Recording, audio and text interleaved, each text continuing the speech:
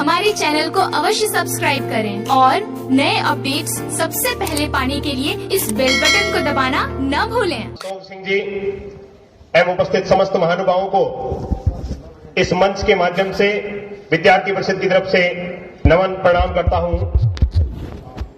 माफ करना मित्रों, मैं कोई राजनीतिक पार्टी से नहीं हूं और मैं जिस राष्ट्रवादी विचारधारा के लेकर के आपके सामने खड़ा हूं, मंत्री महोदय भी मंच पर विराजमान है, मुझे कुछ कड़वी बातें बोलने का अधिकार है, मैं बोलूंगा, अगर आपको बुरा लगे तो माफ करें। शिवगंज महाविद्यालय का यह कार्यक्रम भी बड़ा विचित्र कार्यक्रम हुआ है। मंत्री जी, आप खुद इस कार्यक्रम के साक्षी हैं।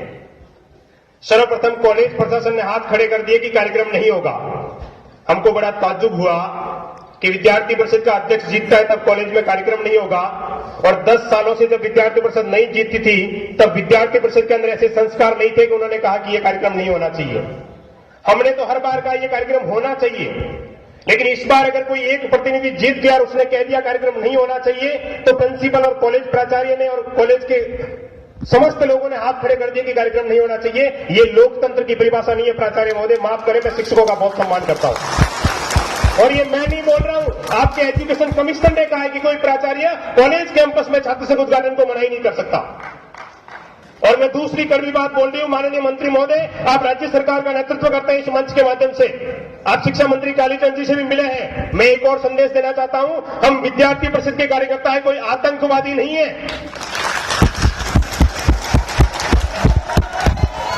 मुझे बड़ा दुख होता है इस मंच पर बैठ करके, प्राचार्य महोदय, आपके कॉलेज कैंपस के सारे स्टाफ जो पीछे खड़े हैं, हम भारत माता की जय बोल रहे हैं, कोई पाकिस्तान जिंदाबाद के नारे नहीं लगा रहे। और मंत्री महोदय, ये सामान्य बात नहीं है, ये राज्य सरकार का अपमान है। प्राचार्य महोदय, ये ठीक बात नहीं है। मैं युवा होने के नाते कहता हूं, आपको बुरा लगता है तो मुझे माफ करना। आपके सारे अतिथियों को अगर यहाँ आए हैं, अगर राज्य सरकार के प्रतिनिधि तो यहाँ पर आए हैं, तो आपके सारे शिक्षक यहाँ विराजमान होने चाहिए थे। हमारे कार्यकर्ताओं ने कब उनका अपमान कर दिया? हमने हमेशा गुरुजनों का सम्मान किया है, लेकिन ये जिस तरह की परंपरा इस कॉलेज में आप शुरू करना चाहते हैं, हम कतई इसको स्वीकार नहीं करेंगे। मेरा दूसरा एक और निवेदन है, माननीय मंत्री महोदय, आप लंबे समय बाद इस कॉलेज कैंपस में आए हैं। इसी विधानसभा से जिन्होंने पहले विधानसभा के अंदर शिवगंज का प्रतिनिधित्व किया है, मुझे बहुत कड़े और दुखद के साथ कहना पड़ता है, ये सरस्वती का मंदिर है। और इसी शिवगंज का आपका पूर्व विधायक ये कहता है कि इस कॉलेज कैंपस में तो मैं चाहूंगा वो होगा, अगर गदा भी खड़ा करूंगा तो जीतूंगा। क्या ये उसकी परिभाषा है? महोदय माफ करना, ये सरस्वती का मंदिर है और यहाँ पर सरस्वती के पूजक पूजे जाते हैं। यहाँ पढ़ने वाले लोग कोई गधे या कुत्ते नहीं है जिनको इस परिभाषा के साथ संबोधित करें। और साक्षी है हमारी इस कार्यकर्ता स्टेज। मैं 10 साल से जो कड़वे शब्द नहीं कहना चाहता था, वो इस मंच के माध्यम से बोल रहा हूं। हम लोग चुपचाप सहन करते हैं तो हम लोग सहनशील हो गए, और आपको अगर एक राष्ट्रवाद की बात करते हैं तो हम सारे के सारे असहिष्णुवादी हो गए। ये कहां की परिभाषा इस देश के अंदर? ये चीजें स्वीकार नहीं होगी। मुझे माफ करना, मैं युवा के नाते इस मंच पर बोल रहा हूं, मुझे बीजेपी और कांग्रेस का नेतृत्व नहीं करना है। मैं अखिल भारतीय विद्यार्थी परिषद का कार्यकर्ता हूं, और पूछिए इस बहन कोमल से, अर्जुन से और मेरी विद्यार्थी परिषद की उस टीम से कि 10 साल में कितना प्रताड़ित हुए मेरे कार्यकर्ता इस कॉलेज कैंपस के अंदर।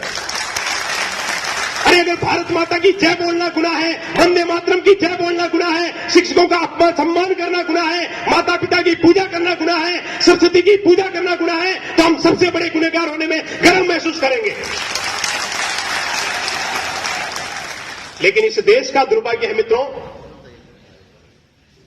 बड़ा दुख होता है ऐसी परिस्थिति के अंदर, इस देश के अंदर कुछ लोग बोलते हैं तो लोग कहते हैं असहिष्णुता बढ़ गई इस देश के अंदर। 9 जुलाई 1949 को जिस संगठन अखिल भारतीय विद्यार्थी परिषद की स्थापना हुई, हम इस देश में असहिष्णुता बढ़ाने के लिए खड़े नहीं हुए।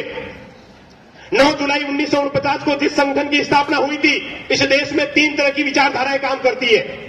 एक विचारधारा वो है जो चाइना की जय जयकार करती है और जिसको कम्युनिस्ट के नाम से, लाल सलाम के नाम से हम लोग जानते हैं, जिसको भारत माता की जयकार से कोई लेना देना नहीं है। दूसरी विचारधारा वो है जिन्होंने 60 साल के इतिहास में इस देश के नौजवान को शिवाजी को नहीं पढ़ने दिया, महाराणा प्रताप को नहीं पढ़ने दिया, और पढ़ाया क्या? अकबर की गुलामी। इसलिए इस देश के अंदर ऐसे लोग खड़े हो गए।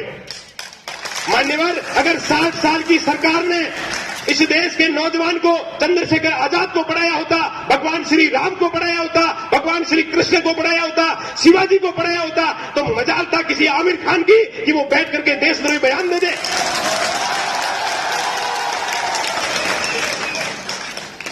हम लोग कुछ बोले तो असहिष्णुता हो गई, आप लोग कुछ भी बोलो असहिष्णुता नहीं होगी। इस देश के नौजवानों के सामने सबसे बड़ी चुनौती आजादी के टाइम नहीं थी, इस देश के नौजवानों के सामने सबसे बड़ी चुनौती आज के टाइम में है। मंत्री महोदय, मैं एक बात को लेकर के बड़ा खुश हूं और मेरी पूरी टीम और विद्यार्थी परिषद खुश है, और मैं गर्व के साथ कहना चाहता हूं, मैंने तो 30 वसंत देखे जीवन के, आपने बहुत वसंत देखे जीवन के, और आपसे भी बुजुर्ग यहां पर साफे वाले लोग विराजमान हैं। मैं बड़े गर्व के साथ आपकी सरकार को कहना चाहूंगा कि 60 साल 70 साल के इतिहास में ऐसा पहली बार हुआ है जब अमेरिका और ब्रिटेन की धरती पर भारत माता की जयकार और वंदे मातरम के नारे लगे।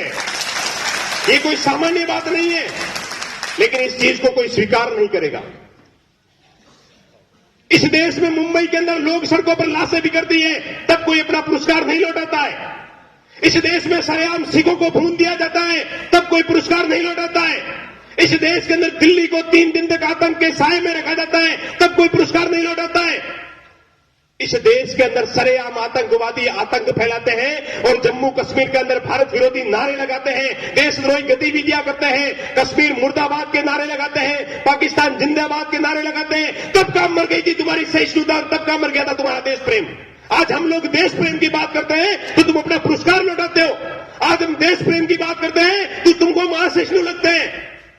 ये समय बड़ा विकट समय दोस्तों, इसलिए हमको खड़ा होना पड़ेगा, इसलिए हमको जगना पड़ेगा। केवल कॉलेज कैंपस में अभी चंपावत जी बहुत अच्छी बात कर रहे थे, विद्यार्थी को अपना लक्ष्य तय करना चाहिए, उसको पढ़ाई करनी चाहिए, लेकिन माफ करना, मैं विद्यार्थी परिषद का कार्यकर्ता हूं और मैं इस मंच से कहता हूं, राजस्थान के कई मंचों में कह चुका हूं, हिंदुस्तान की किताबों में ऐसा कुछ भी नहीं पढ़ाया जाता जिसे पढ़ करके इस देश में शिवाजी पैदा हो, महाराणा प्रताप पैदा हो या सुभाष चंद्र बोस पैदा हो। ठीक है, आप हमको पढ़ाइए, हम कलरक बन जाएंगे, हम आईएएस बन जाएंगे, हम आईपीएस बन जाएंगे, लेकिन जिसकी रगों के अंदर समाज का भावना नहीं होगी, जिसकी रगों के अंदर राष्ट्रवाद की भावना नहीं होगी, ऐसी टीम को इस देश को जरूरत नहीं है। हमें इस देश का इतिहास पढ़ना पड़ेगा, हमें इस देश के महापुरुषों को पढ़ना पड़ेगा, हमें इस देश के कर्तव्यों को पढ़ना पड़ेगा, हमें इस देश के संदेशों को पढ़ना पड़ेगा, आचार विचार को पढ़ना पड़ेगा। और इस 3 तरह की विचारधारा के अंदर जो तीसरी विचारधारा थी वो एक राष्ट्रवादी विचारधारा थी। 1925 में जिसकी स्थापना राष्ट्रीय स्वयंसेवक संघ के नाम से हुई है, मैं खुले मंच से हर तरफ कहता हूं, उसी राष्ट्रीय स्वयंसेवक संघ के एक आनुषंगिक संगठन के रूप में कॉलेज कैंपस के अंदर भारत माता की जयकार होनी चाहिए, कॉलेज कैंपस के अंदर वंदे मातरम के नारे लगने चाहिए, कॉलेज कैंपस में पढ़ने वाला विद्यार्थी घर से निकले तो अपने मां बाप के चरण स्पर्श करे, कॉलेज कैंपस में आए तो गुरुजनों के चरण स्पर्श करे, कॉलेज कैंपस में मां सरस्वती की पूजा करे और अपनी शिक्षा का ध्यान रखे। लेकिन जब जब देश पर संकट आए, जब जब भारत पर संकट आए, जब जब इस देश में कोई विपत्ति पैदा हो, तब इसी कॉलेज कैंपस का विद्यार्थी अपनी मां सरस्वती को प्रणाम करके भारत माता की तस्वीर लेकर सड़कों पर निकले और वो वंदे मातरम के नारे और अपने खून से अगर जरूरत पड़े तो इस देश के दुश्मनों को बताएं कि देश का नौजवानों की रगों में आज भी सुभाष चंद्र बोस का खून जिंदा है, आज भी इस देश के अंदर स्वामी विवेकानंद का खून जिंदा है। हमारा नौजवान मरा नहीं है कि आप कुछ भी बोलो इस देश में और देश का नौजवान चुपचाप सहन करता रहे। हमारा नौजवान मरा नहीं है कि मणिशंकर अय्यर विदेशों में जाकर के इस देश के खिलाफ बोले और देश का नौजवान चुपचाप बैठा रह जाए। ठीक है, हमारी अपनी परंपरा है, हमारे अपने संस्कार है, हमारी अपनी संस्कृति है। हम ओवैसी की तरह खुलेआम किसी जाति धर्म के लिए नहीं बोलते हैं, हम आजम खान की तरह किसी जाति धर्म के लिए नहीं बोलते हैं। लेकिन माफ करना मित्रों, अगर देश की अस्मिता पर कोई सवाल खड़ा करेगा तो हिंदुस्तान का नौजवान बोलेगा। और जब कॉलेज कैंपस के अंदर विद्यार्थी परिषद का जीतना, जब ऐसी परिस्थिति देश में पैदा होती है, तब कॉलेज कैंपस के अंदर विद्यार्थी परिषद को जीतना जरूरी हो जाता है। मुझे एक बात आप सब लोग हाथ खड़ा करके कहिए, क्या इस सरस्वती के मंदिर में भारत माता की जयकार नहीं होनी चाहिए? क्या इस सरस्वती के मंदिर में वंदे मातरम के नारे नहीं लगने चाहिए? तो हमने कौन सा गुनाह कर दिया? क्यों हमको कहते हैं कि साहब आप विद्यार्थी परिषद अच्छी नहीं है?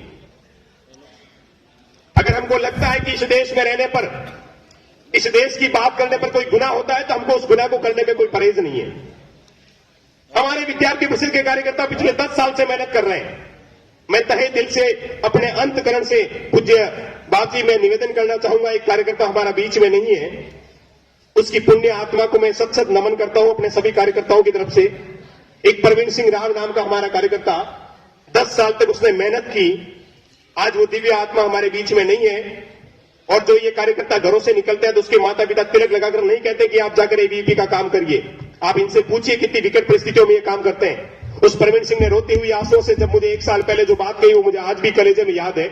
उसने कहा, जोगेंद्र जी भली कुछ भी हो जाए, मुझे इस कॉलेज में जीता हुआ एबीवीपी का अध्यक्ष देखने की इच्छा हो रही है। ऐसे कार्यकर्ता जिस शिवगंज के अंदर खड़े हो,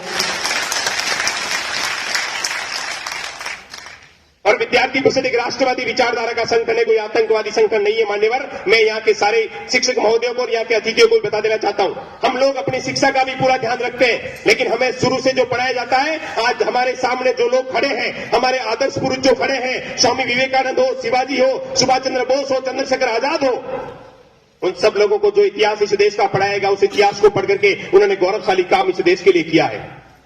और आज फिर ये समय आ गया है, हमें चुप बैठने का समय नहीं है। इस देश का प्रधानमंत्री इस देश में कौन बनता है ये सबसे बड़ी बात नहीं है, लेकिन इस देश के प्रधानमंत्री के भाषण में अगर 1 घंटे के भाषण में 30 बार भारत माता की जय लगती है तो यह विशेषता इस देश के प्रधानमंत्री में। अगर 1 घंटे के भाषण में 32 बार वंदे मातरम बोला जाता है तो यह विशेषता इस देश के प्रधानमंत्री में। हम किसी पार्टी का नेतृत्व नहीं करते, हमें अच्छा लगता है कि कोई हमारे देश के नेतृत्व करता हुआ व्यक्ति भारत माता की जय बोले, वंदे मातरम के नारे बोले और इस देश की अस्मिता के लिए खड़ा हो। आजादी के 70 साल बाद ब्रिटेन के अंदर भारत माता की जय लगी। आजादी के 70 साल बाद अमेरिका की सड़कों पर 70,000 लोगों ने वंदे मातरम के नारे लगाए। ये क्या हमारे लिए कम सौभाग्य की बात है? असहिष्णुता की बात हम नहीं करते, असहिष्णुता की बात आप सब लोग करते हैं। हमें विरोध से कोई लेना देना नहीं है, हमें विरोधियों से कोई लेना देना नहीं है। मैं केवल एक निवेदन विद्यार्थी परिषद के समस्त कार्यकर्ताओं से करना चाहूंगा, ये संघर्ष का समय है और संघर्ष के अंदर घबराना नहीं है हमको।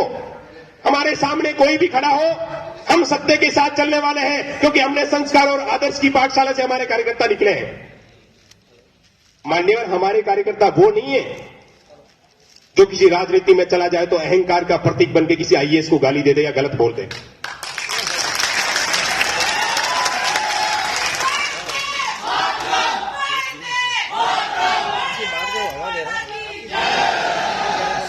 हमारे कार्यकर्ता संस्कारों के अंदर बनते हैं और संस्कारों में बड़े होते हैं। हमारे कार्यकर्ताओं ने हमेशा भारत की बात की है, हमारे कार्यकर्ताओं ने राष्ट्रवाद की बात की है, हमारे कार्यकर्ताओं ने भारत माता की सरस्वती की बात की है। और अगर ऐसी बात करने में कोई हमको शर्म आती है तो हमें शर्म नहीं करनी चाहिए।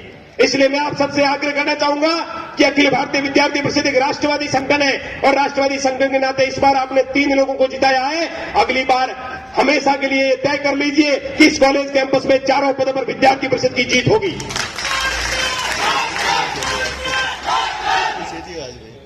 मंत्री जी का व्यस्त कार्यक्रम है, मन में बहुत आगे मंत्री महोदय, लेकिन मैं उन सबको कहने का इतना समय मेरे पास नहीं है। मेरे कुछ कार्यकर्ता है जिन्होंने 10 साल से मेहनत की, मैं उनके नाम पुकार रहा हूं, अगर वो उपस्थित हो तो मंच पर खड़े हो, एक बार खड़े हो जाएं। कोमल परियार, पंकज कुमावत, अर्जुन मीणा, सुरेश कुमार, नरपत राजपुरोहित, नरेश कुमार, विक्रम सिंह, दीपक अग्रवाल, मितेश अग्रवाल, डिंपल परियार, पाणिनी सोलंकी, पायल परियार, नौपाराम मेघवाल, जितेंद्र सिंह राणावत, कमल सिंह राव और संजय कुमावत। मैं चाहूंगा जोरदार तालियों से इनका स्वागत और अभिनंदन करें। ये वो लोग हैं जो समाज सेवा को, राष्ट्र सेवा को सर्वोपरि मानते हैं। मैं एक बार पुनः सारी टीम को बधाई देना चाहता हूं, नरपत को बधाई देना चाहता हूं, उसके जीते हुए समस्त पदाधिकारियों को बधाई देना चाहता हूं। और एक छोटी सी घटना से अपनी बात का समापन करूंगा। मैं मेरी बात कहने के बाद में मैं 2 मिनट का समय मंत्री महोदय ले लूं। मेरी छोटी बहन कोमल इस मंच से कुछ बोलना चाहती है, लेकिन एक छोटी सी घटना के साथ अपने बात को मैं विराम देता हूं। इस मंच के सम्मुख में देख रहा हूं कि जितने भाई बैठे हैं उससे भी ज्यादा संख्या में बहनें बैठी है, और जब बहनें किसी मंच के सामने बैठती है तो मुझे घटना बार बार याद आती है, और मैं उस घटना को पिछली बार भी इस मंच पर बोला हूं और आज भी बोलना चाहूंगा। आजादी का जब आंदोलन चल रहा था तो 3 छोटे छोटे साफेकर बंधुओं को फांसी की सजा दी गई। उनकी उम्र थी 9 साल, 13 साल और 17 साल। और जब उन 3 साफेकर बंधुओं को फांसी की सजा दी गई तो उनकी मां की आंखों में से आंसू निकले। बलवंतराव फड़के नाम के एक देशभक्त ने पूछा कि मां, तेरे 3 बेटे इस देश के लिए शहीद हो रहे, तेरी आंखों में आंसू। उस मां ने जो शब्द कहे वो हम सबके लिए बड़े गौरवान्वित थे। यहां जो बहिना शक्ति बैठी है, नारी शक्ति, उसके लिए कहना चाहूंगा। मंत्री महोदय, उस मां ने कहा कि बलवंतराव फड़के, मेरी आंख में आंसू इसलिए नहीं कि मेरे 3 बेटे इस देश के लिए शहीद हो रहे हैं, मेरी आंख में आंसू इसलिए कि मेरे चौथा पुत्र क्यों नहीं हुआ जिसको मैं भारत माता के लिए शहीद करती। ऐसी नारी शक्ति जिस देश में हो, ऐसी बहनें जिस देश में हो। अभी सतारा के अंदर कर्नल महादीप की जब अर्थी वहां पर आई, जिनको आतंकवादियों ने मारा, तो उसकी बीवी ने उसको कंधा दिया और उसके छोटे से बच्चे सुराज के लिए जब मीडिया ने पूछा कि आप इस बच्चे को क्या करोगे, तो उसकी बीवी गौरव के साथ कहती है कि मैं इसको भारतीय सेना में भेजूंगा आतंकवादियों से लोहा लेने के लिए। ये इस देश की बहनें और माताएं। इसलिए इस देश की युवा पीढ़ी पर कोई शक खड़ा मत कीजिए इस कॉलेज मंच से। इस देश के नौजवानों ने सदैव इस देश का नेतृत्व किया है और उनकी रगों में आज भी संस्कार है, उनकी रगों में आज भी चरित्र निर्माण की भावनाएं हैं, उनकी रगों में आज भी विवेकानंद और झांसी की रानी है।